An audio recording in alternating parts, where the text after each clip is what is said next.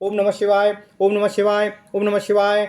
अथ श्रीमद् वाल्मीकि रामायण प्रथम खंड बालकांड षट्चत्वारिंशः सर्गः। ओम नमः शिवाय। ओम नमः शिवाय। पुत्र वध से दुखी दिति का कश्यप जी से इंद्रहंता पुत्र की प्राप्ति के उद्देश्य से तप के लिए आज्ञा लेकर कुशप्लव में तप करना, इंद्र द्वारा उनकी परिचर्या तथा उन्हें अपवित्र अवस्था में पाकर इंद्र का उनके गर्भ के 7 टुकड़े कर डालना। ओम नमः शिवाय। ओम नमः शिवाय। ओम नमः शिवाय। ओम नमो भगवते वासुदेवाय। ओम देवकी सुत गोविंद वासुदेव जगतपति देहि में तन्यम कृष्ण त्वाम अहम शरणम गतः। ओम नमः शिवाय। ओम नमः शिवाय।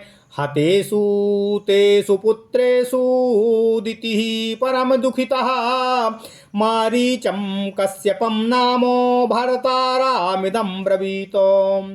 हतपुत्रास्मि भगवंस्तव पुत्रैर्महाबलैः शक्रहन्तारमिच्छामि पुत्रं दीर्घतपोर्जितं। साहं तपश्चरिष्यामि गर्भं मे दातुमर्हसि ईश्वरं शक्रहन्तारं त्वमनुज्ञातुमर्हसि। ओम नमः शिवाय। ओम नमः शिवाय। ओम नमः शिवाय। तद्वचनं श्रुत्वा मारीचः कश्यपस्तदा प्रत्युवाच महातेजादितिं परम दुखितामो। एवं भवतु भद्रं ते शुचिर्भवो तपोधने जनिष्यामि पुत्रं त्वं शक्रहन्तारमाहवे। पूर्णे वर्षसहस्रे तु शुचिर यदि भविष्यसि पुत्रं त्रैलोक्यहन्तारं मत्तस्त्वं जनयिष्यसि। एवमुक्त्वा महातेजाः पाणिना सम्ममार्जतम् तामालभ्य ततः स्वस्ति इत्युक्त्वा तपसे ययौ। ओम नमः शिवाय। ओम नमः शिवाय। गते तस्मिन् नरश्रेष्ठो दितिः परमहर्षितः अकुशप्लवं समासाद्य तपस्तेपे सुदारुणम्। तपस्तस्यां हि कुर्वत्यां परिचर्यां चकारः सहस्राक्षो नरश्रेष्ठो परया गुणसम्पदा। अग्निं कुशान् काष्ठमपः फलं मूलं तथैव च न्यवेदयत सहस्राक्षो यच्चान्यादपि काञ्छितम्। ओम नमः शिवाय। गात्र संवाहनश्चैव श्रमापनयनस्तथा शक्रः सर्वेषु कालेषु दितिं परिचचारः। पूर्णे वर्षसहस्रे सा दशोने रघुनन्दन दितिः परम संघ्रष्टा सहस्राक्षो मथाब्रवीत। तपश्चरन्त्या वर्षाणि 10 वीर्यवतां वरः अवशिष्टानि भद्रं ते भ्रातरं द्रक्ष्यसे ततः। यमहं त्वत्कृते पुत्र तमाधास्ये जयोत्सुकं त्रैलोक्य विजयं पुत्र सह भोक्ष्यसि विज्वरः। ओम नमः शिवाय। ओम नमः शिवाय। ओम नमः शिवाय। याचितेन सुरश्रेष्ठ पित्रा तव महात्मना वरो वर्ष सहस्रान्ते मम दत्तः सुतं प्रति। इत्युक्त्वा चादितिस्तत्र प्राप्ते मध्यम दिनेश्वरे अनिद्रयापहृता देवी पादौ कृत्वार्धशीर्षतः। दृष्ट्वा तां शुचिं शक्रः पादयो कृतमूर्धजाम अशिरस्थाने कृतौ पादे जहास चामुमोद च।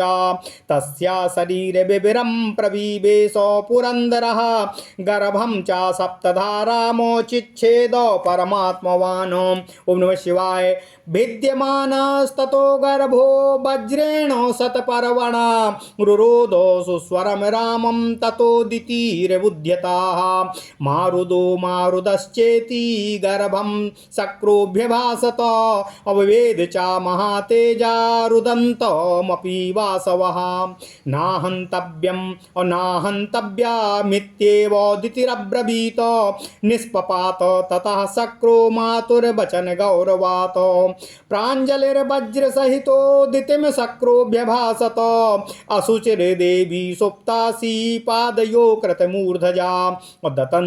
तदन्तरमहं लब्ध्वा शक्रहन्तारमाहवे अभिन्दं सप्तधा देवी तन्मे त्वं क्षन्तुमर्हसि। ओम नमः शिवाय। ओम नमः शिवाय। ओम नमः शिवाय। ओम नमो भगवते वासुदेवाय। ओम देवकी सुत गोविंद वासुदेव जगतपते देहि में तन्यम कृष्ण त्वाम अहम शरणम गतः। अथ श्रीमद् वाल्मीकि रामायण प्रथम खंड बालकांड 46वां अध्याय। पुत्र वध से दुखी दिति का कश्यप जी से इंद्रहंता पुत्र की प्राप्ति के उद्देश्य से तप के लिए आज्ञा लेकर कुशप्लव में तप करना, इंद्र द्वारा उनकी परिचर्या करना तथा उन्हें अपवित्र अवस्था में पाकर इंद्र का उनके गर्भ के 7 टुकड़े कर डालना। ओम नमः शिवाय, ओम नमः शिवाय, ओम नमः शिवाय। ओम नमो भगवते वासुदेवाय। ओम देवकी सुत गोविंद वासुदेव जगतपते देहि में तनियम कृष्ण त्वाम अहम शरणम गतः। नारद जी कहते हैं, हे ऋषियों, हे सनत कुमारों, अब आगे विश्वामित्र जी ने भगवान राम से कथा कहना शुरू किया।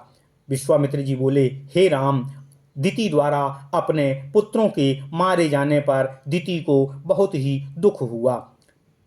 वे अपने पति मरीचि नंदन कश्यप के पास जाकर उनसे बोली, हे भगवान, आपके महाबली पुत्र इंद्र द्वारा देवताओं ने मेरे पुत्र को मार डाला है। अतः हे देव, मैं दीर्घकाल की तपस्या से उपार्जित एक ऐसा पुत्र चाहती हूँ जो इंद्र का वध करने में समर्थ हो। मैं तपस्या करूँगी, आप इसके लिए मुझे आज्ञा प्रदान करें और मेरे गर्भ से ऐसा पुत्र प्रदान करें जो सब कुछ करने में समर्थ हो तथा इंद्र का वध करने वाला हो। दिति की यह बात सुनकर ऋषि मरीचि ने उनसे यह बात कही।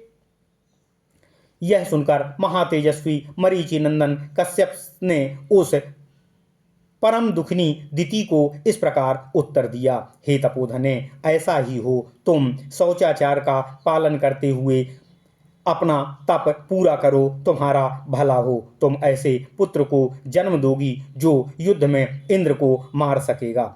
यदि पूरे 1 सहस्त्र वर्ष तक पवित्रता पूर्वक रहकर तुम ऐसा तप करोगी तो तुम मुझसे त्रिलोकीनाथ इंद्र का वध करने में समर्थ पुत्र अवश्य ही प्राप्त कर लोगी। ऐसा कहकर महातेजस्वी मरीचि नंदन कश्यप ने दिति के शरीर पर हाथ फेरा, फिर उनका स्पर्श करके कहा, हे देवी, तुम्हारा कल्याण हो। ऐसा कहकर वे तपस्या के लिए स्वयं भी चले गए। हे नरश्रेष्ठ भगवान राम, हे प्रभु राम, विश्वामित्र जी कहते हैं, ऋषि कश्यप के चले जाने पर दिति अत्यंत हर्ष से और उत्साह में भरकर कुशप्लव नामक तपोवन में आईं और अत्यंत ही कठोर तप करने लगीं। हे प्रभु पुरुष प्रवर भगवान श्री राम, दिति के तपस्या करते समय सहस्त्रलोचन इंद्र विनय आदि उत्तम गुण संपत्ति से युक्त होकर उनकी सेवा शुश्रूषा में लग गए। सहस्त्राक्ष इंद्र अपनी मौसी दिति के लिए अग्नि, कुशा, काष्ठ, जल, फल, मूल तथा अन्यान्य अभिलषित वस्तुओं को लाकर उन्हें समर्पित करते। इंद्र मौसी की शारीरिक सेवाएं करते रहे, उनके पैर दबाकर उनकी थकावट मिटाते रहे तथा ऐसी ही अन्य आवश्यक सेवाओं के द्वारा वे हर समय दिति की परिचर्या करते रहे।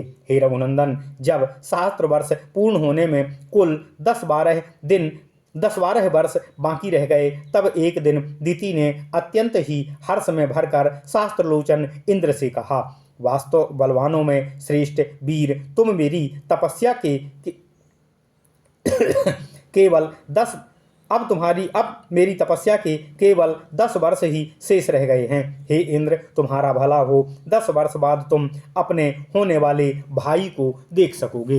हे पुत्र, मैंने तुम्हारे विनाश के लिए ही जिस पुत्र की याचना की थी, वह जब चाहे जीतने के लिए उत्सुक होगा, उस समय मैं उसे शांत कर दूंगी। तुम्हारे प्रति उसे वैर भाव से रहित तथा भ्रातृ स्नेह से युक्त बना दूंगी। फिर तुम उसके साथ रहकर उसी के द्वारा की हुई त्रिभुवन विजय का सुख निश्चिंत होकर के भोग सकोगे। हे सुरश्रेष्ठ, हे इंद्र, मेरे प्रार्थना करने पर तुम्हारे महात्मा पिता ने 1000 वर्ष के बाद मुझे पुत्र देने का वर दिया है। ऐसा कहकर दिति नींद से अचेत हो गई। उस समय सूर्यदेव आकाश के मध्य भाग में आ गए थे। दोपहर का समय हो गया था। देवी दिति आसन पर बैठी बैठी झपकी लेने लगीं। सिर झुक गया और उनके केस पैरों से जा लगे। इस प्रकार निद्रा अवस्था में उन्होंने पैरों को सिर से लगा दिया। उन्होंने अपने केसों को पैरों में डाल रखा था। सिर को टिकाने के लिए दोनों पैरों को ही आधार बना लिया था। यह देख दिति को अपवित्र हुई जान इंद्र हंसे और बड़े ही प्रसन्न हुए। फिर हे श्री राम, विश्वामित्र जी कहते हैं, फिर वो सतत सावधान रहने वाले इंद्र माता दिति के उदर में प्रवेश हो गए और उसमें स्थित हुए गर्भ के उन्होंने 7 टुकड़े कर डाले। जब हे श्री राम, उनके द्वारा 100 पर्वों वाले वज्र से विदीर्ण किए जाते समय वह गर्भस्थ बालक जोर जोर से रोने लगे। इससे दिति की निद्रा टूट गई और वे जागकर उठ बैठीं। तब इंद्र ने उन रोते हुए गर्भ से कहा, हे भाई मत रो, हे भाई मत रो, हे भाई मत रो। परंतु महातेजस्वी इंद्र ने रोते रहने पर भी उन गर्भ के टुकड़े कर डाले। उस समय दिति ने कहा, हे इंद्र, बच्चे को ना मारो, ना मारो। माता के वचन का गौरव मानकर इंद्र सहसा ही उदर से बाहर निकल आए। फिर वज्र सहित इंद्र ने हाथ जोड़कर दिति से निवेदन करते हुए कहा, हे देवी, तुम्हारे सिर के बाल पैरों से लगे थे, इस प्रकार तुम अपवित्र अवस्था में सोई थी। यही छिद्र पाकर मैंने इन इंद्रहंता बालकों के 7 टुकड़े कर दिए हैं और स्वयं की इनसे रक्षा की है। इसलिए हे माँ, तुम मेरे अपराध को क्षमा करो, क्योंकि मैंने यह अपराध अपनी ही जीवन रक्षा के लिए किया है और स्वयं की जीवन रक्षा के लिए की जाने वाली हत्या निष्पाप होती है। ओम नमः शिवाय। इत्यर्थे श्रीमद् रामायणे वाल्मीकिये आदि काव्ये बालकांडे 44 सर्गः। इस प्रकार श्री वाल्मीकि निर्मित अर्थ रामायण आदि काव्य के बालकांड में 46वां सर्ग पूर्ण हुआ। ओम नमः शिवाय, ओम नमः शिवाय, ओम नमः शिवाय। ओम नमो भगवते वासुदेवाय। ओम देवकी सुत गोविंद वासुदेव जगतपते देहि में तनियम कृष्ण त्वाम अहम शरणम गतः। ओम नमः शिवाय। ओम